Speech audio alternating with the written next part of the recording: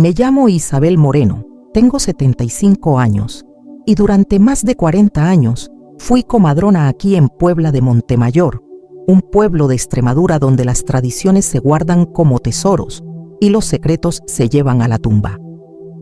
He traído al mundo a más de 500 niños en estas tierras de encinas y olivares, pero hay un parto que cambió mi vida para siempre. Fue en abril de 1990. Esperanza Ruiz, una muchacha de 24 años, hija del alcalde, murió en el parto intentando dar a luz a su primer hijo. Todo el pueblo se vistió de luto.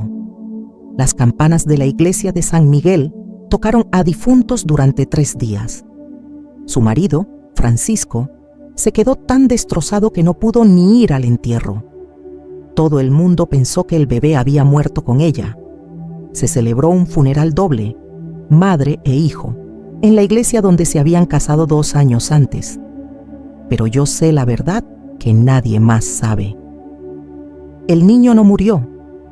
De hecho, sobrevivió, respiró, lloró con fuerza y hoy, 33 años después, ese niño que todo el pueblo cree que está enterrado junto a su madre, está llamando a mi puerta, buscando respuestas sobre quién es realmente.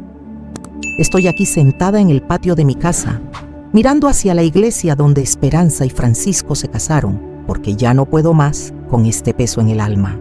Van a entender por qué hice lo que hice en aquella noche maldita. ¿Por qué dejé que una familia entera creyera que el bebé había muerto? Y cómo esta mentira piadosa salvó una vida pero me ha atormentado durante 3 décadas. En un pueblo como el nuestro, donde la Virgen del Carmen nos protege desde hace siglos, guardar un secreto así es como cargar una cruz muy pesada. Pero voy a contarles todo, tal y como pasó. Era un martes por la mañana, después de misa de 8, cuando llamaron a mi puerta. Yo estaba regando los geranios del patio, como hago cada día desde que me jubilé, cuando oí una voz de hombre joven. «Doña Isabel, ¿es usted la comadrona Isabel Moreno?» Cuando abrí la puerta, por poco me caigo de espaldas. Delante de mí había un hombre de unos 33 años, alto, moreno, con los ojos más azules que he visto en mi vida. Y reconocí esos ojos al momento. Eran idénticos a los de Esperanza. «Soy yo, hijo. ¿En qué puedo ayudarte?» «Mi nombre es Alejandro Jiménez. Creo que usted me conoce. O mejor dicho, creo que usted me ayudó a venir al mundo». Se me paró el corazón. Alejandro Jiménez. Ese era el nombre que le habían puesto las monjas del orfanato donde lo dejé hace 33 años. «No sé de qué me hablas, muchacho». «Doña Isabel, sé que usted lo sabe.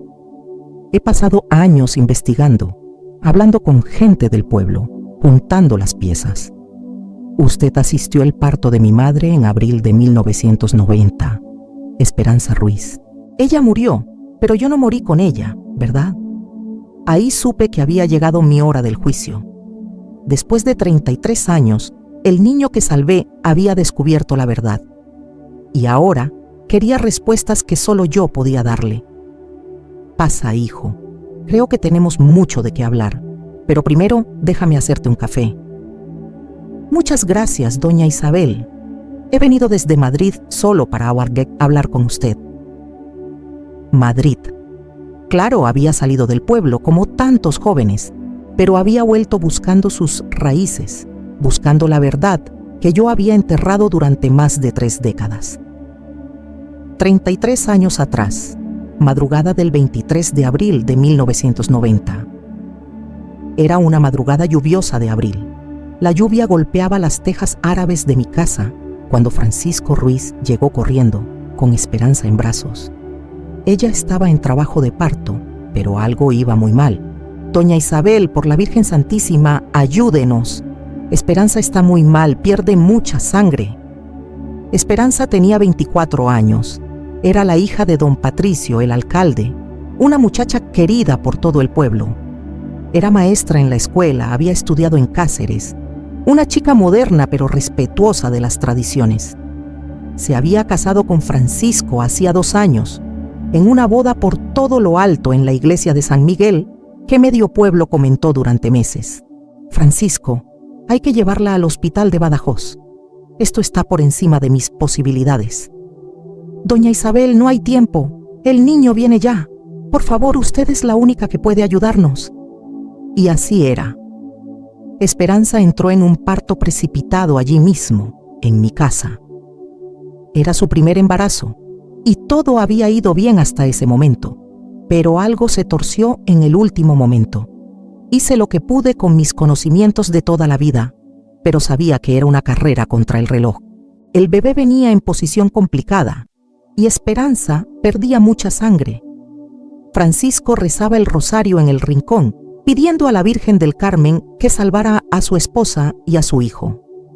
El parto duró 4 horas angustiosas. Cuando el niño por fin nació, llorando fuerte y sano como un toro de lidia, fue el momento más feliz y más triste de mi vida, porque Esperanza no resistió. Se desangró poco a poco y murió en mis brazos pocos minutos después de dar a luz, con su hijo recién nacido en el pecho, susurrando: «Cuídalo mucho, que sea un hombre de bien», antes de cerrar los ojos para siempre. Cuando Esperanza murió, Francisco se volvió loco de dolor. Gritaba, lloraba, se mesaba los cabellos, maldecía al cielo. Era como si todo su mundo se hubiera desplomado en un momento. «Se ha ido, doña Isabel. Mi Esperanza se ha ido y me ha dejado solo». El bebé lloraba en mis brazos, un niño hermoso, sano, que no tenía culpa de nada. Pero Francisco no podía ni mirarlo. El dolor era tan grande que no cabía espacio para nada más. «Francisco, el niño necesita atención, es tu hijo». «Quítamelo de la vista», gritó como un demente. «Ha sido él quien me ha quitado a mi mujer. Si no fuera por él, Esperanza estaría viva». «Francisco, no digas esas barbaridades. El niño no tiene culpa». «Claro que la tiene. Por su culpa mi Esperanza está muerta. No quiero verlo, no quiero saber nada de él». En ese momento, vi a un hombre completamente trastornado por el dolor, fuera de sí, y tomé una decisión que me ha perseguido durante 33 años. Le dije que el bebé tampoco había sobrevivido. «Francisco, el niño, también se nos ha ido. No pudo resistir, nació muy débil». Vi el alivio en sus ojos, un alivio terrible, el de alguien que no quería cargar con la responsabilidad de criar al hijo que, en su mente enloquecida, había matado a su esposa. «Entonces están juntos», susurró santiguándose, «madre e hijo, como Dios ha querido». En ese momento, con el bebé vivo en mis brazos y el padre creyendo que había muerto, supe que tenía que actuar rápido y tomé la decisión más difícil de mi vida. Con Francisco fuera de sí y todo el pueblo esperando noticias, tuve que actuar deprisa. El bebé estaba vivo y sano, pero nadie lo sabía excepto yo. Pensé en decir la verdad, pero veía el estado de Francisco. No estaba en condiciones de criar a un niño. Estaba completamente trastornado, culpando al bebé de la muerte de Esperanza. Si le decía que el niño había sobrevivido, temía que pudiera hacerle daño. «Doña Isabel», me preguntó Francisco cuando llegó don Patricio, el padre de Esperanza, «¿puede usted encargarse de preparar los cuerpos? No tengo fuerzas para nada». «Por supuesto, hijo. Déjemelo todo a mí». Entonces organicé todo el engaño. Registré la muerte de Esperanza e inventé la muerte del bebé. Le dije a don Patricio y a toda la familia que los dos no habían resistido, que había sido una tragedia doble. Todo el pueblo se llenó de luto. Las mujeres vestían de negro, los hombres se quitaban la gorra al pasar por la casa. Se organizó un velatorio doble en la casa de don Patricio, madre e hijo, solo que la cunita del bebé estaba vacía. Todo el pueblo lloró, rezó el rosario, se despidió de una criatura que en realidad estaba viva en mis brazos. Francisco no pudo ir ni al velatorio. Se encerró en su casa, bebiendo anís hasta perder el sentido. Sus hermanos y cuñados se hicieron cargo de todo. Las campanas de San Miguel tocaron a muerto durante 3 días. El párroco, don Eustaquio, celebró una misa de requiem que llenó la iglesia hasta los topes. Todo el mundo llevó flores al cementerio y yo me quedé con un bebé recién nacido que oficialmente no existía. Un niño que había nacido y muerto el mismo día, al menos en los papeles del registro civil. Con el bebé en brazos y todo el pueblo pensando que había muerto, necesitaba encontrar una solución rápida. No podía quedármelo, alguien sospecharía. Y no podía dárselo a nadie de la comarca. El riesgo de que descubrieran la verdad era muy grande. Entonces hice algo que nunca pensé que haría en mi vida. Cogí el tren hasta Cáceres y de ahí a Madrid, llevando al niño conmigo. Lo dejé en las puertas del orfanato de las Hijas de la Caridad, en el barrio de Chamberí, con una nota explicando que era huérfano y que se llamaba Alejandro Jiménez. Virgen Santísima, cuida de esta criatura, recé ante la imagen de la Virgen que había en la entrada del orfanato. Ya ha sufrido bastante para tener solo 3 días de vida. Volví a Puebla de Montemayor al día siguiente. Francisco había abandonado el pueblo esa misma mañana. No podía soportar seguir en el lugar donde había perdido a Esperanza. Sus hermanos vendieron la casa, los muebles, el cortijo. Era como si la familia Ruiz nunca hubiera existido.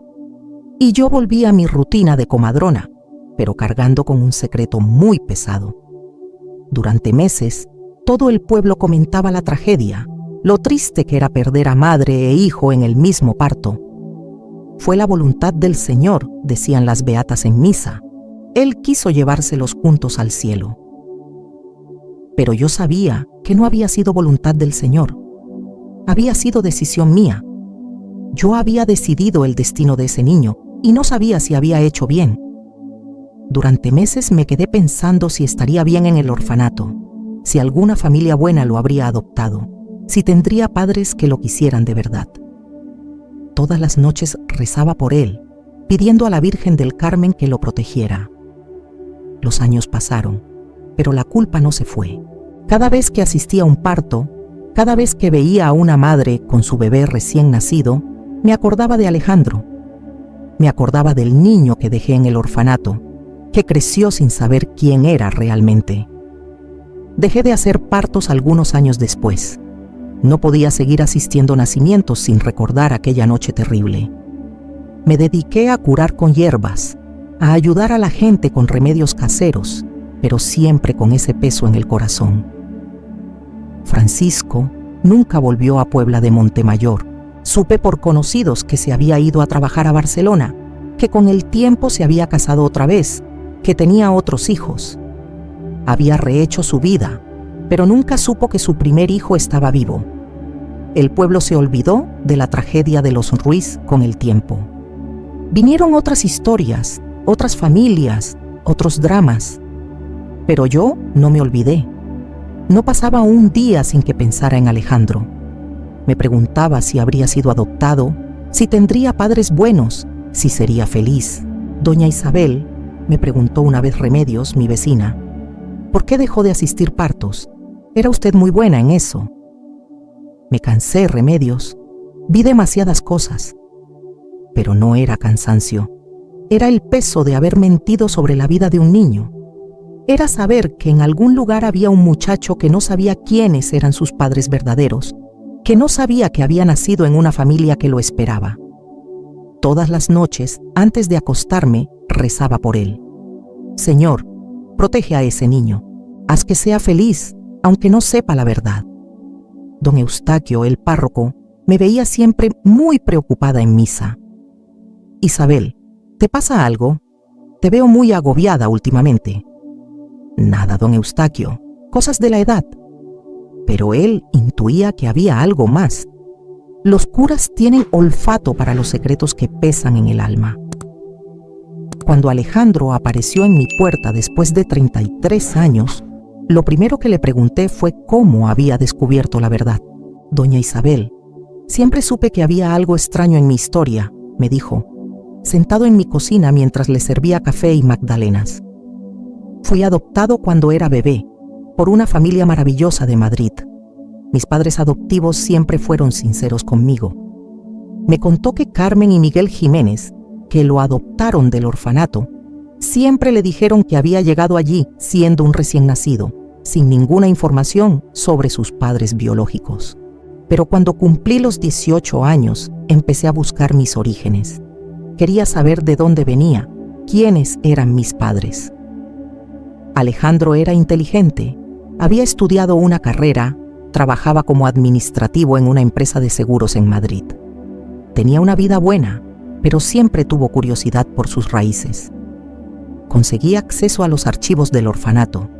Allí decía que había llegado en abril de 1990, procedente de un pueblo de Extremadura llamado Puebla de Montemayor. Entonces vino aquí, empezó a hacer preguntas. Habló con gente mayor que se acordaba de aquella época. Fue así como descubrió la historia de Esperanza Ruiz. Todo el mundo me hablaba de la tragedia. La maestra joven que murió en el parto y el bebé que murió con ella. Pero entonces cate las fechas, doña Isabel. Yo aparecí en el orfanato el día 24 de abril. Esperanza Ruiz murió en el parto el día 23. Había descubierto todo él solito. Era un investigador nato, este muchacho que yo había salvado 33 años atrás. Además, continuó, cuando pregunté por la comadrona que asistió al parto, todos me dieron su nombre, y aquí estoy. Con Alejandro sentado delante de mí, ya no pude seguir negando. Había juntado todas las piezas del rompecabezas. Solo me quedaba confirmar la verdad. Alejandro, lo que te voy a contar va a cambiar tu vida para siempre. ¿Estás seguro de que quieres saberlo? Estoy seguro, doña Isabel. He pasado 33 años de mi vida sin saber quién soy. Necesito saberlo. Entonces le conté todo. Desde el parto terrible, la muerte de Esperanza, la desesperación de Francisco, hasta la decisión de dejar que todo el mundo pensara que él también había muerto. Tu padre biológico no pudo aceptarte, le expliqué. En su cabeza trastornada, tú habías matado a su esposa. No estaba en condiciones de criar a un niño. Alejandro escuchó todo en silencio, asimilando cada palabra. Cuando terminé, se quedó callado durante un buen rato. Entonces tengo un padre vivo, dijo finalmente. Lo tienes, Francisco Ruiz, pero él piensa que moriste hace 33 años. ¿Y nunca quiso saber más de mí? ¿Nunca quiso ver la tumba, nada? No, hijo. Salió del pueblo al día siguiente del entierro. No podía soportar estar aquí. Alejandro empezó a llorar. No era llanto de rabia. Era llanto de quien por fin entiende su propia historia. Usted me salvó la vida, me dijo. Si me hubiera dejado con él en ese estado, podría haber sufrido mucho. O podría haberle ayudado a él a superar el dolor, le respondí. Nunca sabré si hice bien. Lo hizo bien, doña Isabel. Míreme, tengo una vida buena, unos padres adoptivos maravillosos que me dieron todo su amor. No me faltó de nada. ¿Y ahora qué piensas hacer? Quiero conocer a mi padre, pero no sé si es buena idea. Después de que Alejandro supiera toda la verdad, lo primero que quiso fue conocer a Francisco, pero yo tenía mucho miedo de cómo sería ese encuentro. Hijo, tu padre rehizo su vida. Tiene una familia nueva en Barcelona, hijos nuevos. No sé cómo va a reaccionar sabiendo que estás vivo. Pero tengo derecho a conocerlo, doña Isabel. Y él tiene derecho a saber que no morí. Alejandro tenía razón, pero yo conocía a Francisco. Sabía cómo se había quedado después de la muerte de Esperanza. Después de 33 años, descubrir que el hijo que creía muerto estaba vivo podría ser un golpe demasiado fuerte. ¿Y si no quiere conocerte? ¿Y si todavía tiene rencor hacia ti? Entonces al menos lo sabré. Sabré que lo intenté. Alejandro era un hombre decidido. Se había pasado toda la vida sin saber quién era, y ahora que lo sabía, no iba a renunciar a conocer su propia historia. Doña Isabel, ¿sabe usted dónde está? Yo sabía. Durante todos estos años, siempre había tenido noticias de Francisco a través de conocidos que se habían marchado del pueblo. Sabía que vivía en Barcelona, que tenía una pequeña empresa de construcción, que se había casado otra vez y tenía 2 hijos. Lo sé, pero no sé si debo decírtelo. Por favor, le prometo que tendré cuidado. No voy a llegar de sopetón diciéndole que soy el hijo que murió. Iré poco a poco. Miré a ese hombre de 33 años, fuerte, educado, con trabajo, con una vida hecha, y vi al bebé que había salvado aquella noche. Se merecía conocer a su padre, aunque fuera doloroso. Está bien, te voy a dar la dirección, pero prométeme que vas a tener mucho cuidado. Se lo prometo, doña Isabel, y muchas gracias por todo, por haberme salvado la vida y por haberme contado la verdad. Alejandro se quedó una semana conmigo en Puebla de Montemayor, planeando cómo abordar a Francisco. No quería llegar a Barcelona y decirle de golpe que era el hijo que todo el mundo creía muerto desde hacía 33 años. Voy a presentarme como un investigador genealógico, decidió. Le diré que estoy haciendo un estudio sobre familias extremeñas emigradas a Cataluña, que he oído hablar de su historia. Era un plan inteligente. Así podría conocer a Francisco, ver cómo estaba, antes de revelar quién era realmente. Durante esa semana, Alejandro también quiso conocer todo sobre Esperanza. Le conté cómo era una muchacha alegre, inteligente, la primera mujer del pueblo que había estudiado magisterio. Le enseñé la escuela donde daba clases, la casa donde vivía con sus padres antes de casarse. ¿Era muy parecida a mí?, me preguntó. Mucho. Tenía los mismos ojos azules, la misma sonrisa. Era muy cariñosa, muy querida por todo el mundo. Le habría encantado conocerte.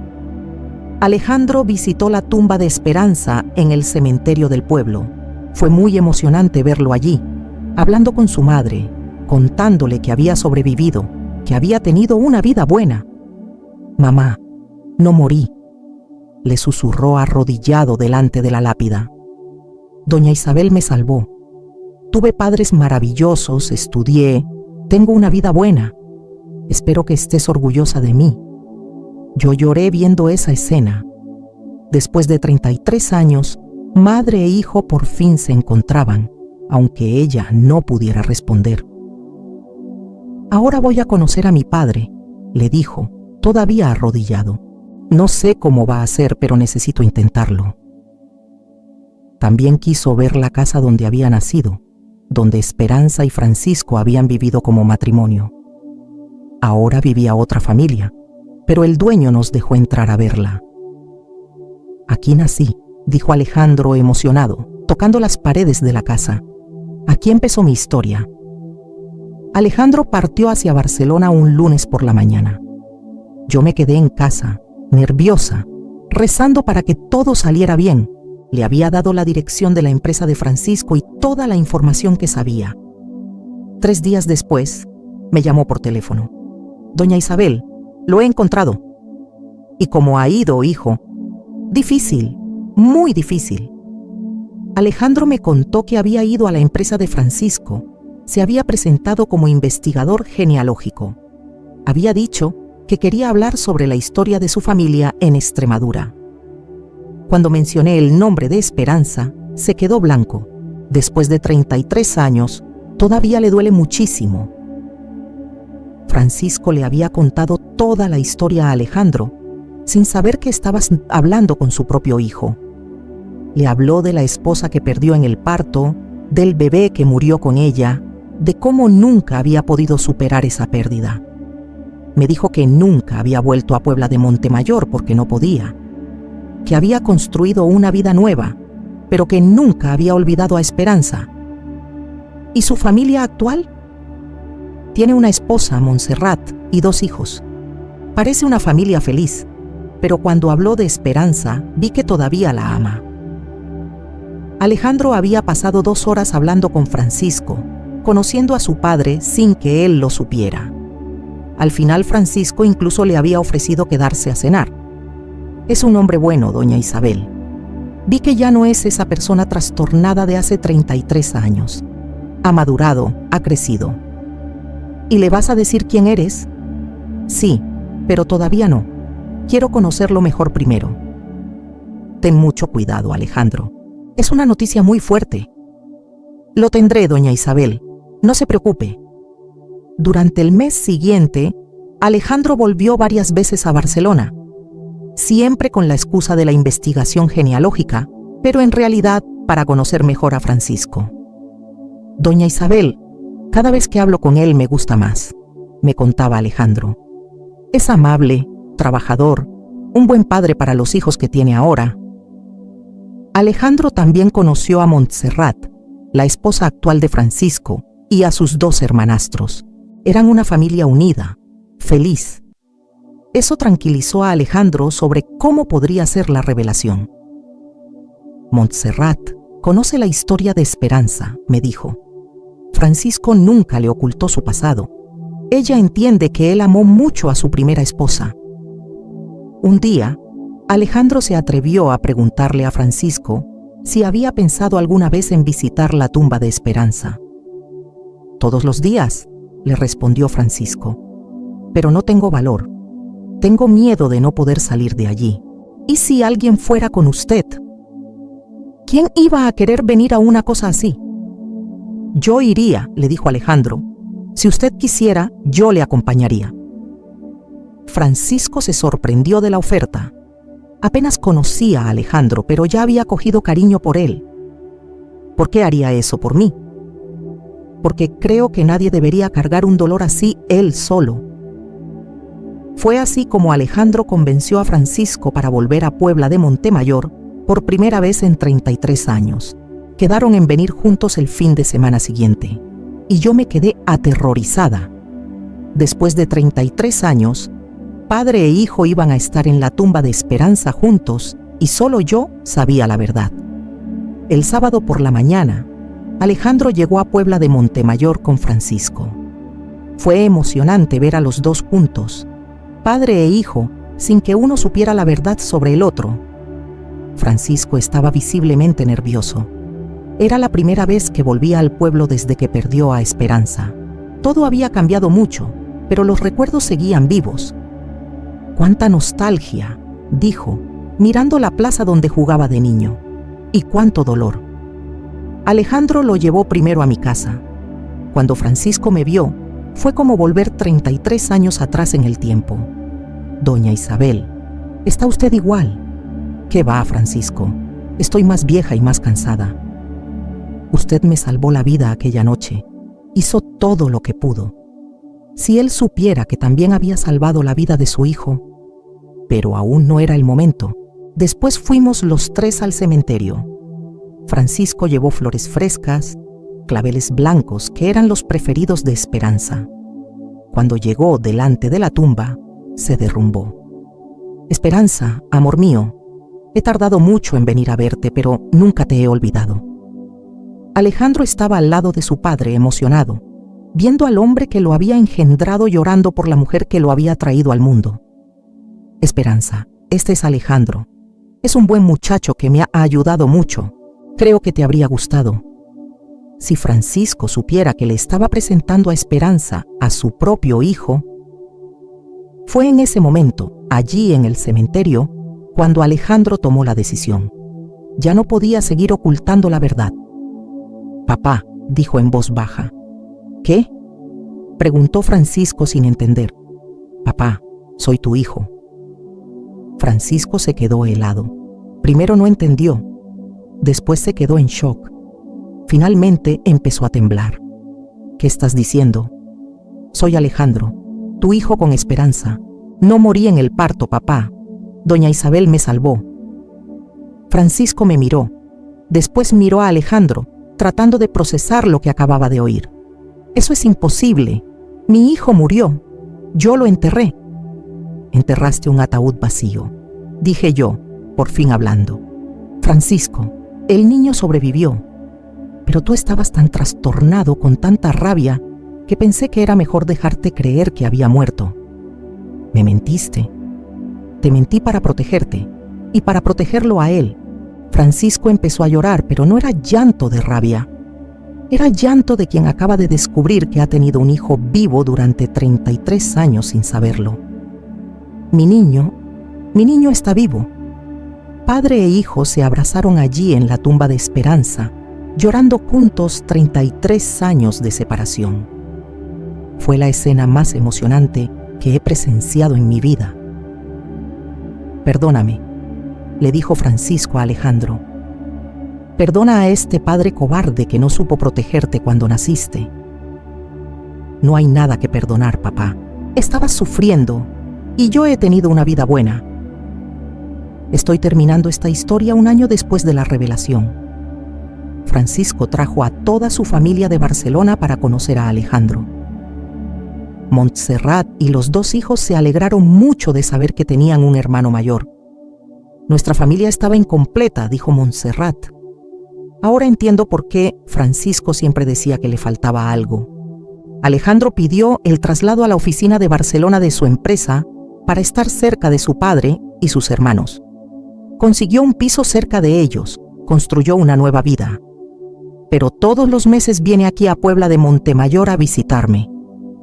Doña Isabel, gracias por haberme salvado, me dice siempre.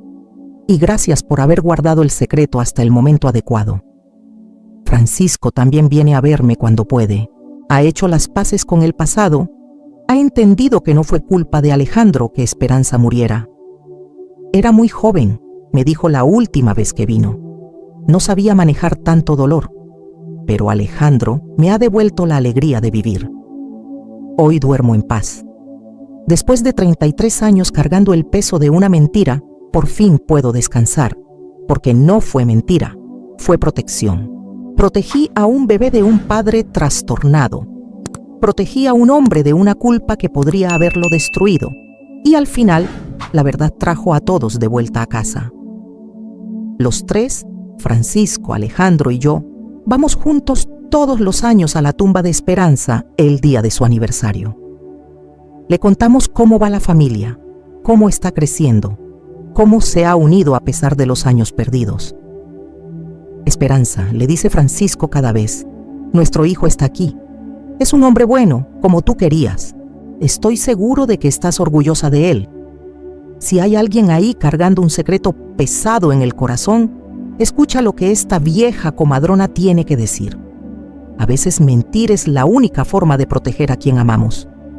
Pero la verdad siempre encuentra la manera de aparecer en el momento adecuado. Esta es mi historia. La historia de un bebé que murió en el parto, pero que en realidad tuvo una segunda oportunidad de vivir. Y 33 años después, devolvió una familia a casa.